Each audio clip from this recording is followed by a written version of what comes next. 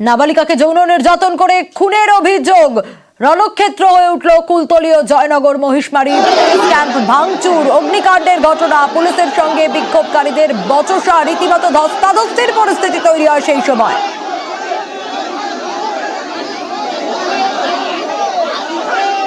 পুলিশের সঙ্গে বচসা বিক্ষোভকারীদের, এমনকি পুলিশ ক্যাম্প ভাঙচুর পর্যন্ত চালানো হয়। পুলিশ ক্যাম্প থেকে জিনিস এনে বাইরে আগুন ধরিয়ে দেওয়া হয়।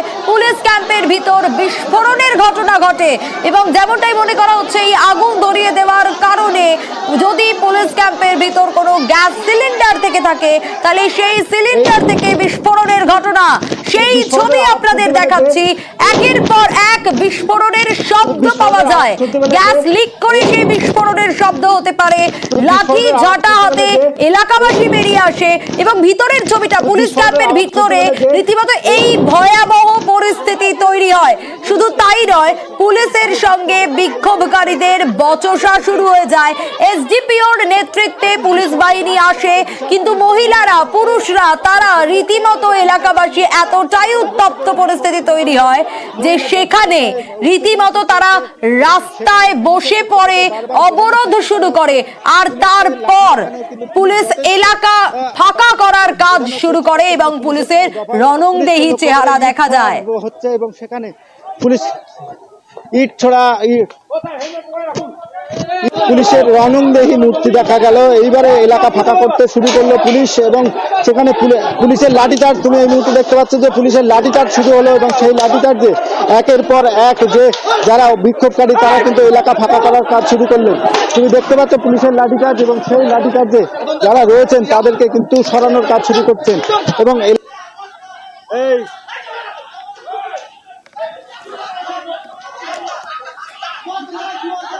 এই মুহূর্তে ঠিক কি অবস্থা? পরিস্থিতি নিয়ন্ত্রণে থাকলেও গোটা এলাকা থমথমে হয়ে রয়েছে। ঠিক কি অবস্থা আরো বিস্তারিত অর্পণ জানাতে পারবে। অর্পণ, কি পরিস্থিতি এখন?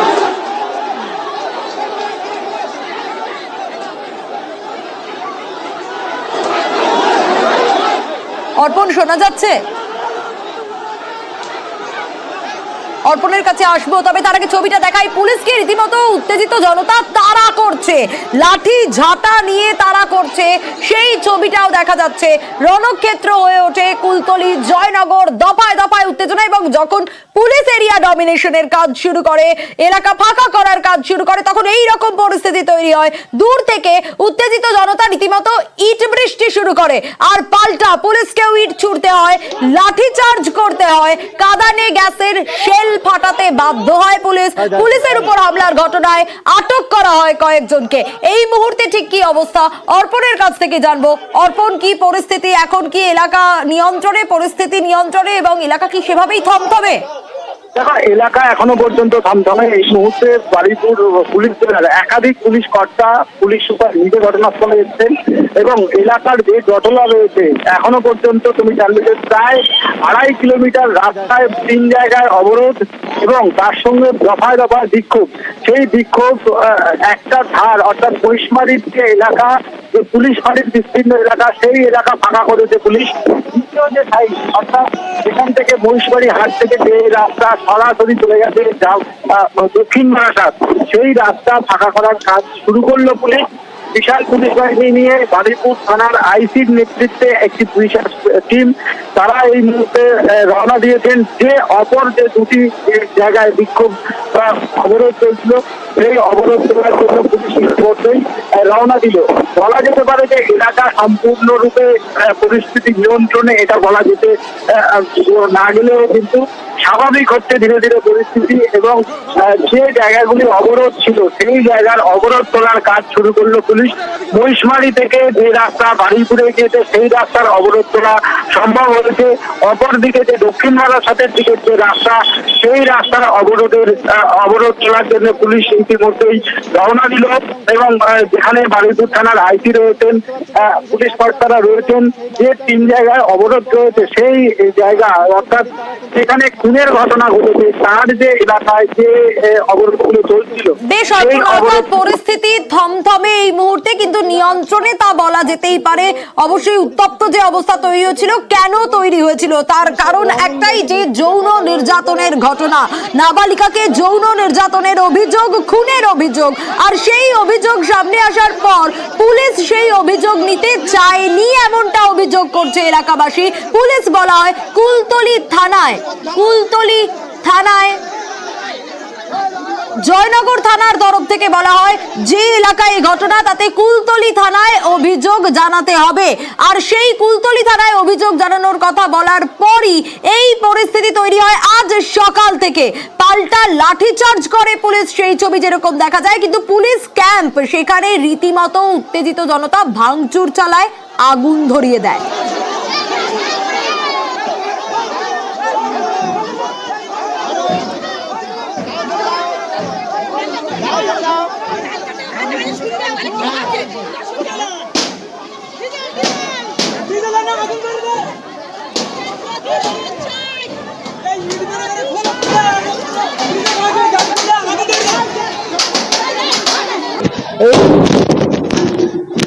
বিস্ফোরণের আওয়াজ শুনতে পেলে যে ঠিক এই পরিস্থিতি তৈরি হয়, পুলিশ ক্যাম্পে আগুন ধরিয়ে দেওয়া হয়, ভাঙচুর চালানো হয়। কিন্তু এই পরিস্থিতির সূত্রপাত ঠিক কোন জায়গা থেকে? এই যে নাবালিকাকে যৌন নির্যাতনের অভিযোগ, খুনের অভিযোগ, যখন এই অভিযোগ সামনে আসে ঠিক সেই সময় তখন তারা যায় জয়নগর থানায়। জয়নগর থানার পুলিশ বলে কুলতলি থানায় যাওয়ার জন্য, অভিযোগ জানানোর জন্য। আর এরই মধ্যে নাবালিকার দেহ উদ্ধার হয়। আর দেহ উদ্ধারের ঘটনায় রীতিমতো রণক্ষেত্রের চেহারা নেয় আজ সকাল থেকে। পুলিশকে লাঠি দেখানো, কিন্তু পুলিশ যথেষ্ট। আমরা একটা অভিযোগ নিয়েছি, একটা বাচ্চা ওনারা বলছে কুলতলি থানায় চলে, আপনারা সাথে সাথে বেরিয়ে যাওয়া উচিত তো, যে একটা বাচ্চা। স্থানীয় অভিযোগ নেননি? উনি নেন, উনি বলছে আপনি কুলতলি থানা থেকে রিপোর্ট করুন। কালকে কি আপনারা এসেছিলেন, অভিযোগ নিয়েছিল? না, অভিযোগ নেয়নি, অভিযোগ নেয়নি। এরা কোনো কথা কর্ণপাত করে না। আমরা যে মানুষ বলে মনে করে না যে আমরা একটা মানুষ এসে আন্দোলন করেছে কোনো কথা বলি, সেটা কোনো মানুষ বলে ওরা মনে আজকে পুলিশ ফাঁড়িতে আগুন ধরিয়ে দেওয়া হলো কেন? সমস্ত পাবলিক অত্যাচারে সহ্য করতে পারছে না, তার জন্য মানুষের বিষাক্ত হয়ে তাদের রক্ত বারুদের মতন কাজ করেছে, তাই সেটা আগুন ধরে দিয়েছে। তাহলে কোনো কেস নেয়নি আমাদের এখানে, কেন আমার জানি না কি ব্যাপারে সমস্যা। মেয়ের মা বাবা মা হাতে কেঁদেছে, তবু হয়নি, তবু কোনো কেস নেয়নি পুলিশ। কালকে অভিযোগ নেয়নি?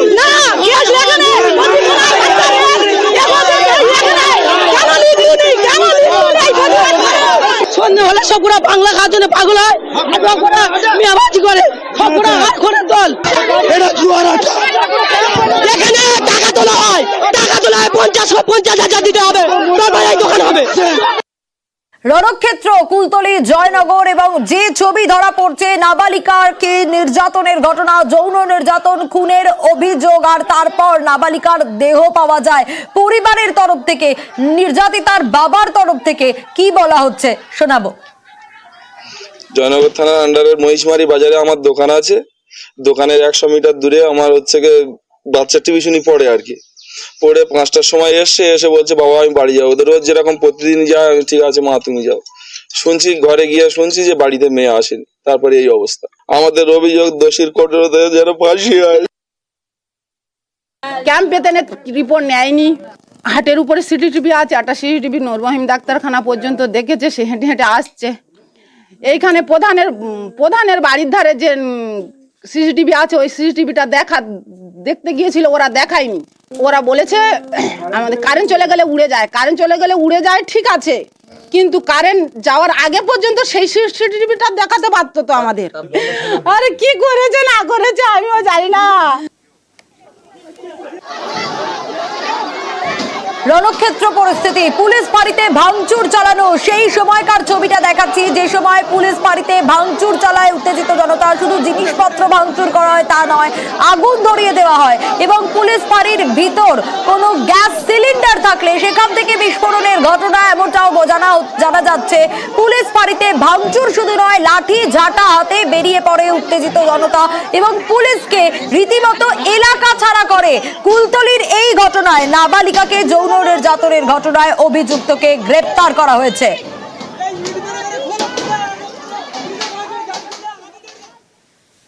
এখন ল অর্ডার সিচুয়েশন আমরা কন্ট্রোলে আনার চেষ্টা করছি। আমরা আমাদের এখন পেট্রোলিং চলছে। এই যে অভিযোগ করা হচ্ছে যে পুলিশ ফাঁড়িতে এখন তো আমরা ল অর্ডার সিচুয়েশনটা হ্যান্ডেল করছি। হ্যান্ডেল করা হয়ে গেলে পুরো সিচুয়েশনটা আমরা জাজ করে তখন বলতে পারবো। আর এই মুহূর্তে কি অবস্থা আরো বিস্তারিত জানবো, তবে তার আগে আরো একবার জানাই, টিউশন পড়ে ফেরার পথে ছাত্রী নিখোঁজ হয়ে যায় এবং তারপর যখন অভিযোগ জানাতে যাওয়া হয় তখন পুলিশ অভিযোগ নেয়নি বলে অভিযোগ জয়নগর থানা পাঠিয়ে দেয় কুলতলি থানায়, আর কুলতলি থানায় যেতে বলে। আর সেখান থেকে যখন আজ নির্যাতিতার ছাত্রীর দেহ উদ্ধার, সেই সময়ের পর থেকে রীতিমতো উত্তপ্ত হয়ে ওঠে পরিস্থিতি। দফায় দফায় ভাঙচুরের ঘটনা, পুলিশ ক্যাম্পে আগুন ধরিয়ে দেওয়ার ঘটনা, পুলিশের সঙ্গে বচসা, প্রত্যেকটা ছবি সামনে আসে এবং তারপর দেখা যায় এসডিপিওর নেতৃত্বে পুলিশ বাহিনী এরিয়া ডমিনেশনের কাজ শুরু করে, মানুষকে বোঝায়। আর এই মুহূর্তে ঠিক কি পরিস্থিতি অর্পণ জানাতে পারবে। অর্পণ, এখন আবার পুলিশকে লক্ষ্য করে অপর যে রাস্তা বোঝানোর চেষ্টা করতে কিন্তু পুলিশের সঙ্গে দফায় দফায় অর্পণ একটু স্থান পরিবর্তন করা সম্ভব? তোমার কথা স্পষ্টভাবে শোনা যাচ্ছে না।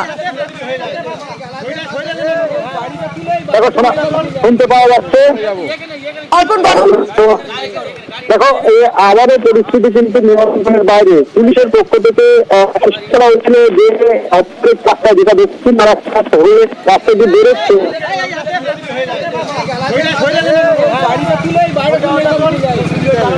অর্পণের কাছে আসবো, তবে এই মুহূর্তের ছবিটা একটু দেখাই। পরিস্থিতি নিয়ন্ত্রণে এসেছিল, থমথমে ছিল, কিন্তু আবারও পরিস্থিতি উত্তপ্ত হতে চলেছে। যে ছবিটা দেখাচ্ছি এই মুহূর্তে, আবারও পরিস্থিতি উত্তপ্ত হতে চলেছে জয়নগরে। যে ছবি আপনাদের দেখাচ্ছি, আবারও কিছুক্ষণ আগে অবধি দেখা যাচ্ছিল নিয়ন্ত্রণে ছিল পরিস্থিতি। আবারও অর্পণের কাছ থেকে জানবো, অর্পণ কি অবস্থা? দেখো আবার কিন্তু নিয়ন্ত্রণের বাইরে। পুলিশের পক্ষ থেকে এলাকায় আবার ডমিনেশনের কাজ শুরু হয়েছে। পুলিশকে লক্ষ্য করে দফায় দফায় ইট ছোড়া হয় এবং পুলিশের তরফ থেকে কিন্তু কাঁটানো গ্যাসের সেল দফায় দফায় ছোড়া হচ্ছে। এবং এই মুহূর্তে যে এলাকায় ধর্ষণের ঘটনা ঘটেছিল সেই এলাকা দখল নিতে পুলিশের পক্ষ থেকে কিন্তু ডমিনেশনের কাজ শুরু হলো এবং যে কাঁটানি গ্যাসের সেল ফাটানোর কাজ শুরু করে। তুমি দেখতে পাচ্ছ রাস্তায় মাঠের মধ্যে রয়েছে গ্রামবাসীরা। সকাল থেকে যে ছবি দেখাচ্ছিলাম তা কিন্তু অনেকটাই নিয়ন্ত্রণে আসে। তারপরে কিন্তু পুলিশের পক্ষ থেকে ঘটনাস্থলে এলে পুলিশকে লক্ষ্য করে আবারও সেই কাঁদানে গাছের সেল ফাটানোর কাজ শুরু করে এবং সেখানে পুলিশকে লক্ষ্য করে সেখানেও কিন্তু দেখা যাচ্ছে যে ইট বৃষ্টি করা শুরু করেছে। এই মুহূর্তে হ্যান্ড গ্রেনেড তৈরি করা হচ্ছে এবং সেই হ্যান্ড গ্রেনেড দিয়ে কিন্তু যে বিক্ষোভকারী যারা রয়েছেন তাদেরকে সরানোর কাজ শুরু করেছে। এবং পুলিশের তরফ থেকে তুমি ছবিতে দেখতেই পাচ্ছ যে উত্তেজনা সৃষ্টি হচ্ছে। সে পরিস্থিতি কিন্তু সম্পূর্ণরূপে পুলিশের নিয়ন্ত্রণের বাইরে।